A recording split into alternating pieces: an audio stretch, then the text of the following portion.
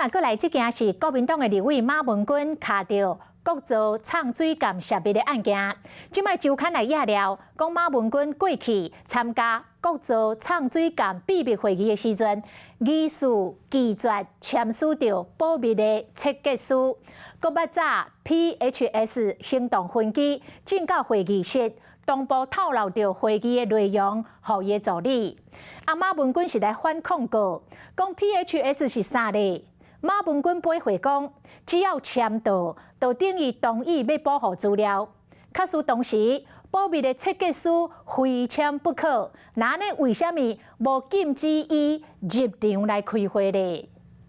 这已经不是选举操作。 这已经是政治谋杀。先跳出来背会，国民党立委马文君最近牵涉到江南国造涉密的案件，即卖又搁去互周刊压料，讲马文君疑似捌拒绝签署保密的切结书。我们要进入议程前，海军前线小组人员上来报告说，有一位委员没有签，请问。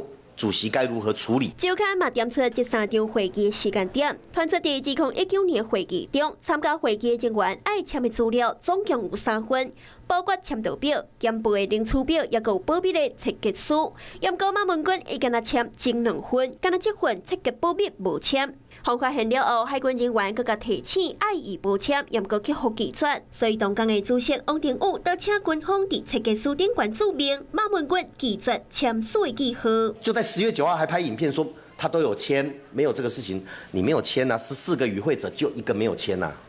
签与不签，其实我们只要签到就算了，我们都负有这些保密的义务，非签不可。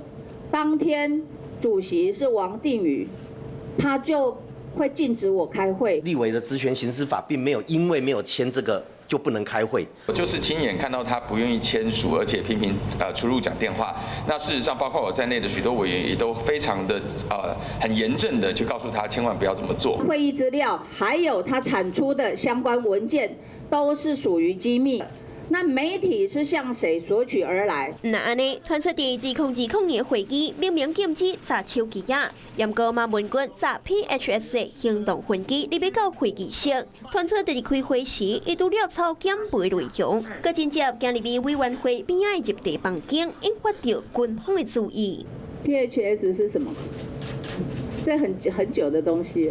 如果有涉及到刑事责任的，我们检调才会启动的来做调查。那力一边讲一套，至今已经进入司法调查，涉密的案件继续摊烧，更加演变成政治攻防。 Hello， 我是雷亚，想要抢先掌握最及时的新闻资讯吗？赶快订阅、按赞、开启小铃铛，锁定华视新闻 YouTube 频道。